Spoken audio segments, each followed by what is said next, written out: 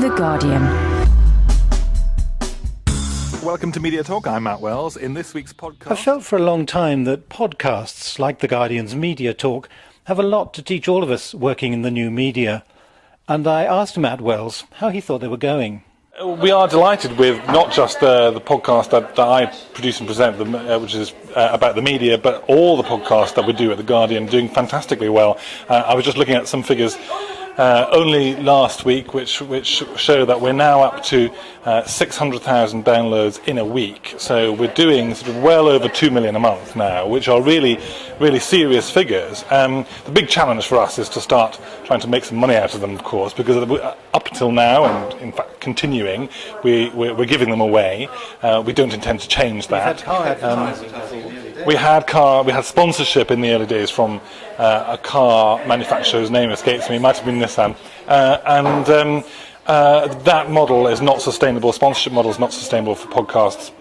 We're looking to, in fact, in the next couple of weeks, we're going to be introducing advertising into podcasts, served dynamically. So for people in the know, that means when rather than editing the advert into the podcast at the time we make it, it's served in at the point that you, the user, downloads it, which is a very important distinction because it means that that advertisers, that we can sell by number of downloads, basically, and that advertisers can advertise when they want to, and they can pull adverts when the campaign's finished and all that sort of thing. So it's still going to irritate me, isn't it? As a Probably listener? irritate you a little, but it's already quite common if you watch videos on websites, pretty much every website apart from the BBC, that you'll see maybe a 15-second ad before the video starts. You know, gets you, it's time to sit down, put your headphones on. You know, there's plenty of things to do in that 15 or 30 seconds. I hope it won't distress people too much, and people will understand that we have to, in order to keep them free, we have to do this. And so it'll be interesting to see how that goes down, and indeed how the listeners take that. And your podcast seems to have succeeded by being authoritative, but also being irreverent. Is that because it's a podcast? Is that somehow intrinsic to the medium? I think it is intrinsic to the medium. I mean, it's a bit intrinsic to the people who do it as well at The Guardian, and it's a bit of an accident, to be quite honest, that it happened like that. It was completely by chance, and it's just how we all interacted together, and we sort of found that worked. And pretty much at the same time, we started doing a football podcast, similar sort of thing, very informal, quite cheeky, bit of swearing. Wasn't the science one a bit dull, though? Science one's a lot livelier these days, and it's sort of a model that really works. I think it does definitely. The medium is very well, it's unregulated for a start, so you're not constrained by regulation in that sense. You don't have to be fair.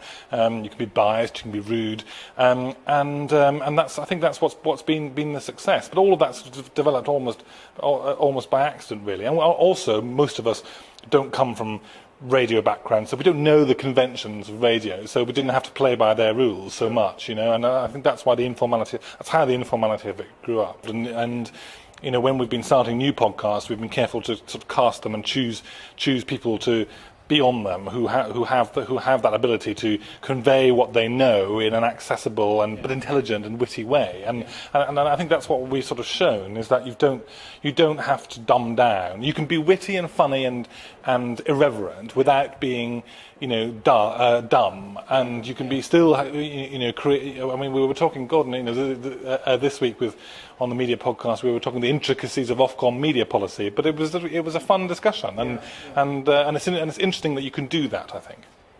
So, Matt, then, is this part of a whole new media landscape?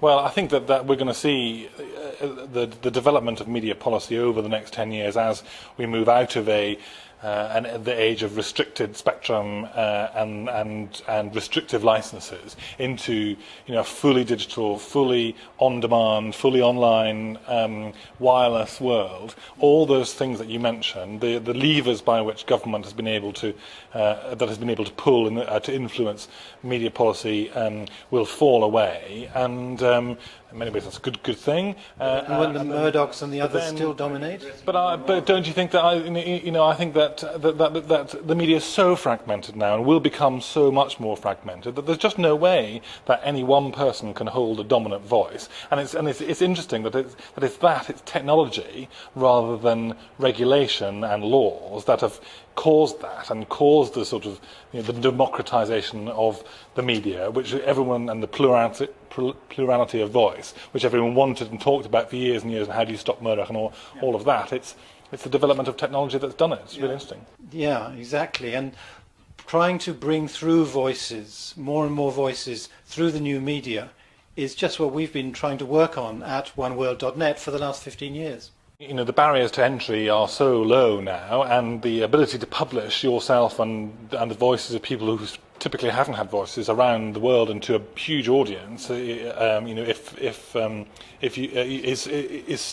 possible, and in a way that it just wasn't before. And you don't have to go through that narrow funnel now of the media who are mediating what everyone would watch and see and read, and the media is now truly global and local at the same time. It's fascinating. Absolutely. And what are your plans for the future? Plans, world domination, obviously. No, the plans are modest expansion, to try and find new formats and interesting ways to tell stories. We'll be on podcasts, perhaps. What's next after that?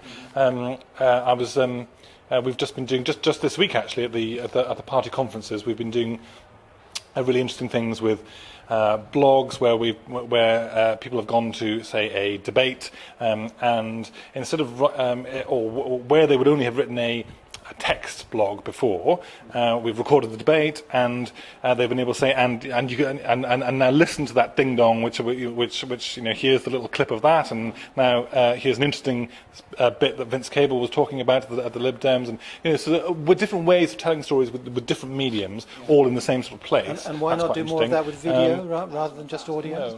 No, I agree, and perhaps we should do more of that. Maybe if I was in charge of video, that's what I would do. But I'm not, so there we are. But I'm sure we will, and it's finding our feet. And we've been very successful in audio. Perhaps I'm sure that people in charge of video would admit not so successful in video. But I'm sure we'll get there. I think it's very interesting. Videos. People have been struggling with video, to be honest, and no one's quite got it yet. And I think that's an area rich for development, I'd say.